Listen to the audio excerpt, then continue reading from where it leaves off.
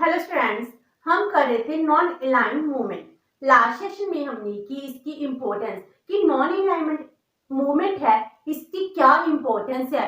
Non alignment जो movement थी, इस मूवमेंट की वजह से ही जो थर्ड वर्ल्ड कंट्रीज हैं जो इंडिपेंडेंट डिसीजन ले पाई हैं। इंटरनेशनल पॉलिटिक्स में इनका बहुत ही इम्पोर्टेंट रोल रहा है। एंड आज हम इसको सम अप करेंगे बाय क्रिटिकल इवैल्यूएशन। जो नॉन अलाइनमेंट पॉलिसी है, इसको वेस्टर्न कंट्रीज हैं वो बहुत ज्यादा क्रिटिसाइज करती हैं। एंड फिर हम उसकी जस्टिफिकेशन करेंगे कि जो ये क्रिटिसिज्म है इसका कोई भी ग्राउंड नहीं है। First of all, criticism of NAM non aligned movement. इसकी क्या क्या क्रिटिसिज्म है। First one is NAM is an unrealistic and idealistic principle. जो वेस्टर्न कंट्रीज के क्रिटिक्स है वो ये कहते थे कि नैम अनरियलिस्टिक अप्रोच है।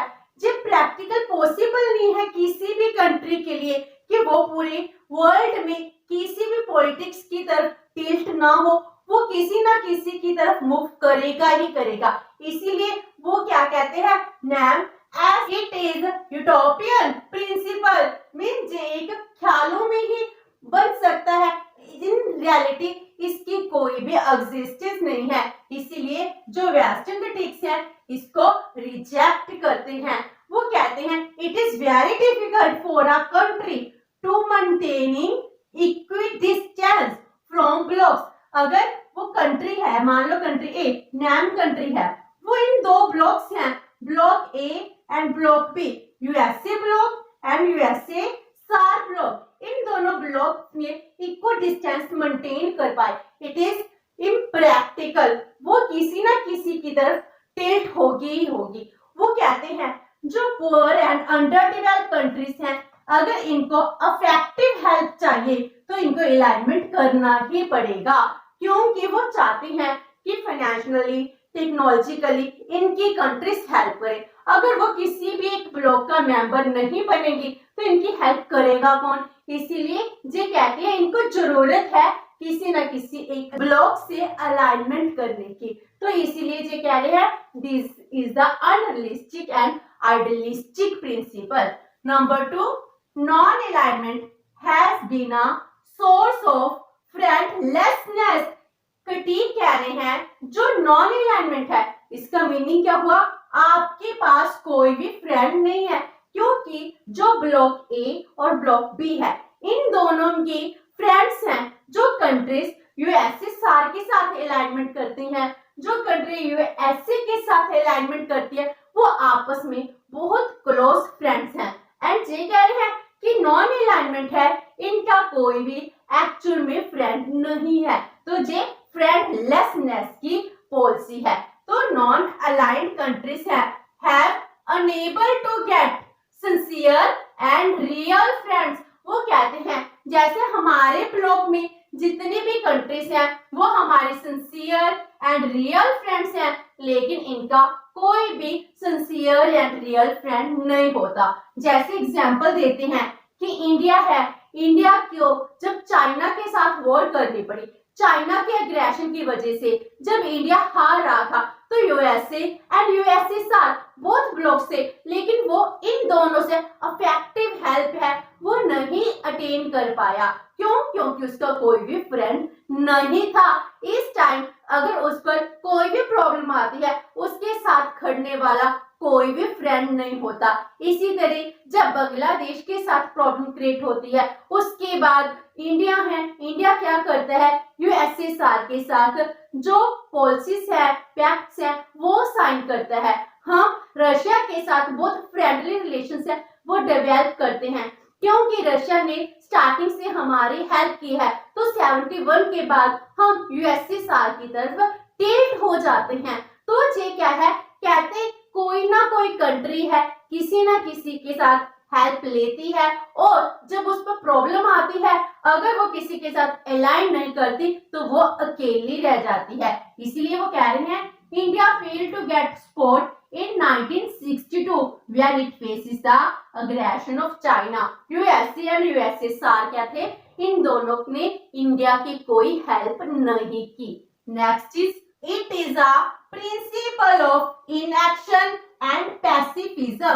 कहते जे इनएक्शन एंड पैसिफिज्म का एक्शन है, मींस आप दूर से खड़े तमाशा देख रहे हो और कुछ भी नहीं करते, आप कोई भी एक्शन नहीं ले रहे। अगर ये दो ब्लॉक्स हैं आपस में लड़ रहे हैं, आप क्या कर रहे हो, इनएक्टिव खड़े रह रहे हो, आप देख रहे हो वहां हो क्या रहा है, तो उसको कहते हैं ये पॉलिसी है, policy of helplessness, weakness and inaction in the name of neutrality. कटी कह रहे हैं, वो कहते हैं हम क्या है, हम न्यूट्रल हैं, हम किसी भी ब्लॉक के साथ रिलेशन नहीं बनाएंगे।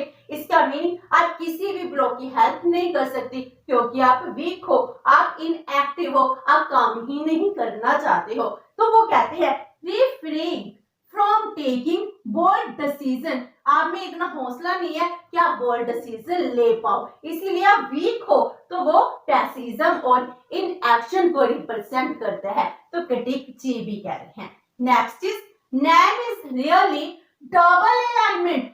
क्रिटिक कहते हैं कि आपने नॉन अलाइंड की जो पॉलिसी बनाई है एक्चुअल में ये डबल अलाइनमेंट है, क्योंकि आप यूएसए के साथ भी जाते हो, यूएसएसआर के साथ भी जाते हो, जिससे आपको जरूरत होती है आप उनके साथ अलाइन कर लेते हो।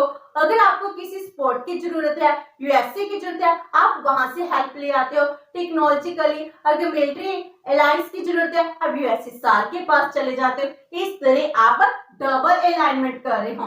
तो it is practice of double standard for securing aid and help from both western and communist nations. जो नॉन अलाइंड कंट्रीज हैं वो दोनों कंट्रीज से क्या कर रही है, डबल बेनिफिट उठा रही हैं, तो इसीलिए वो कहते हैं डबल अलाइनमेंट की पॉलिसी है। And last one is it has ceased to be a relevant principle. कहते आज के टाइम में नैम है वो रेलेवेंट प्रिंसिपल नहीं रहा। क्यों? क्योंकि आज के टाइम में कोल्ड वॉर है वो खत्म हो चुकी है और जो कम्युनिस्ट ब्लॉक था वो लिक्विडेट हो चुका है। इसका meaning disintegration of USSR and जो वॉर्सा पैक्ट था कम्युनिस्ट पार्टी का वो भी खत्म हो चुका है।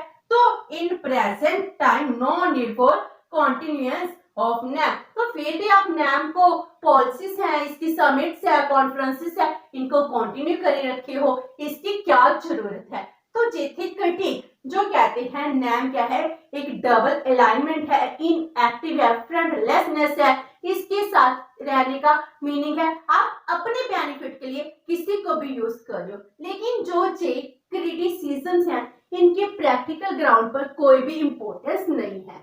तो अब हम करते हैं जस्टिफिकेशन ऑफ नैम। जो इसके क्रिटिसिज्म थे हम इनको जस्टिफाई करेंगे कि जो जी कह रहे हैं जी सब कुछ गलत है। First one is NAM is a realistic and pragmatic concept. NAM कोई अनरियलिस्टिक आइडियलिस्टिक प्रिंसिपल नहीं है, जो रियलिस्टिक एंड प्रैग्मेटिक अप्रोच है नैम है।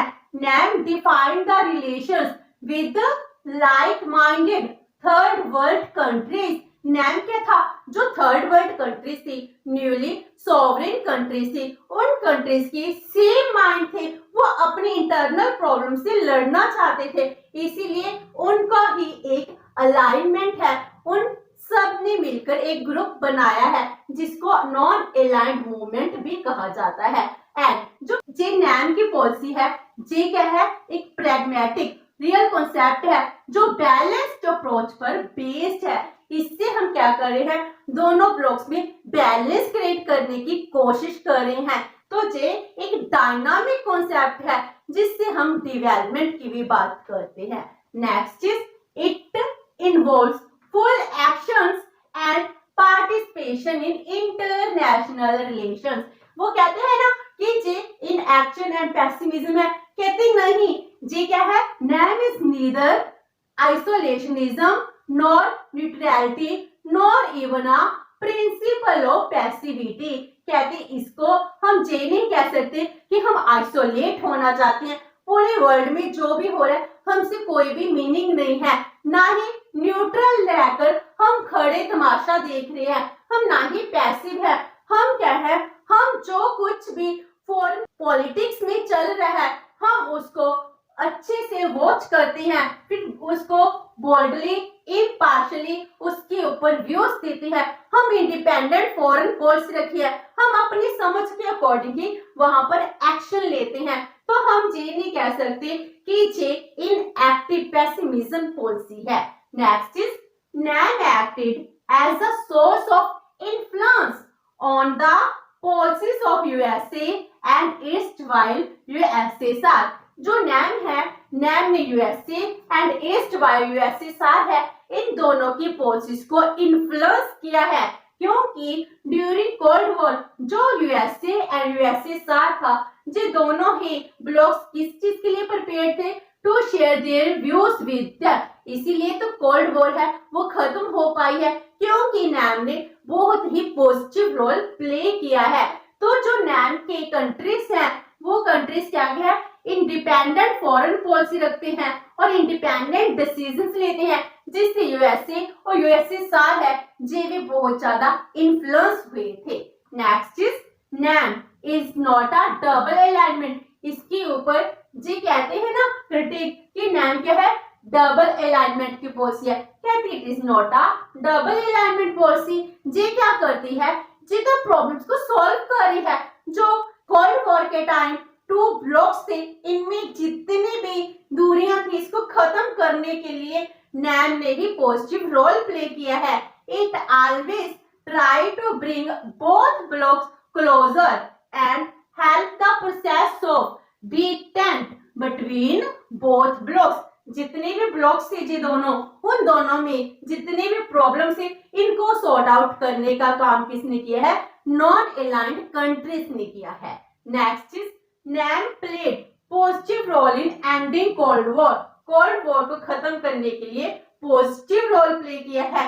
जो नैम कंट्रीज थी, इन कंट्रीज का एम क्या था? Aim to peaceful coexistence. वो कहते थे आपकी आइडियोलॉजी कोई भी हो, हम पीसफुली कोएग्जिस्ट कर सकते हैं। आपका पॉलिटिकल सिस्टम क्या है, इट डजंट मैटर, तो हमको आपस में इकट्ठे ही रहना चाहिए। तो इन्होंने जो पावर पॉलिटिक्स है इस आइडिया को रिजेक्ट किया था। Next is non alignment is better than alignment. कहते non alignment is better than alignment. Alignment से क्या मिल रहा है? वॉर ही तो हो रही है, इससे कौन सा हमको बेनिफिट मिल रही है?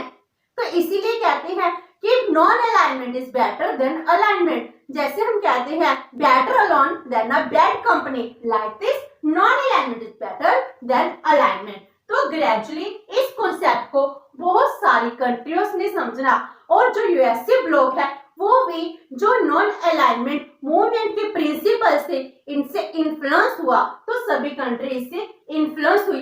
तभी तो आज के टाइम में इसके 120 कंट्रीज है वो मेंबर बन चुकी हैं। Gradually many countries accept the values of NAM. Panchsheel के जो सिद्धांत थे वो प्रिंसिपल को सभी एक्सेप्ट तो कर रहे हैं।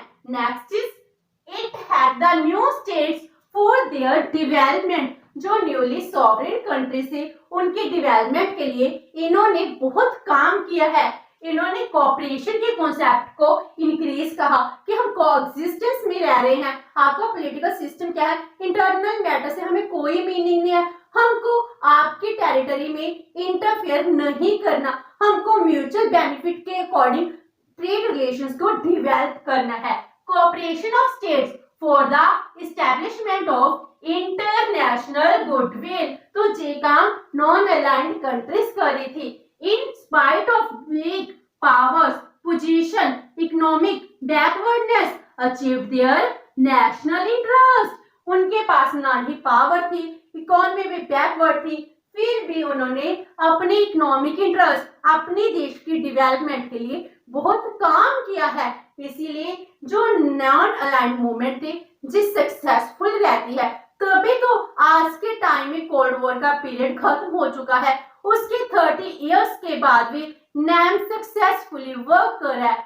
आज भी 3 इयर्स के बाद इसकी समिट्स होती है। आज भी जो इंटरनेशनल पीस, सिक्योरिटी के लिए, क्लाइमेट चेंज के लिए, सस्टेनेबल डेवलपमेंट के लिए काम कर रहे हैं। तो इसको हम इसकी इम्पोर्टेंस खत्म नहीं कर सकते। हम ये नहीं कह सकते जो नॉन अलाइंड मूवमेंट थी जो अपने आप ही एक ऐसी मूवमेंट बन गई जिसका कोई इंटरेस्ट नहीं है, कोई बेनिफिट नहीं है। एक्चुअल में इसने नॉन अलाइंड मूवमेंट ने क्या किया, जो थर्ड वर्ल्ड कंट्रीज थी, जो पुअर कंट्रीज थी, वीक कंट्रीज थी, इनको एक प्लेटफॉर्म दिया है, जिस वजह से वो डेवलप्ड कंट्री के साथ पावर पॉलिटिक्स के साथ बार्गेनिंग कर सकते हैं, नेगोशिएट कर सकते हैं, अपनी डेवलपमेंट के लिए काम कर सकते हैं। तो नैम की पॉलिसी बहुत ही इंपॉर्टेंट कॉन्सेप्ट है, जिसकी समिट अब 2022 में भी होगी। विद दिस हमारा नैम का टॉपिक है वो कंप्लीट होता है। होप्स कि आपको ये सेशन अच्छा लगा होगा। अगर आपकी कोई क्वेरी है तो post it in comment box and video अच्छी लगी तो please like and share with your friend. Thank you so much and have a nice day.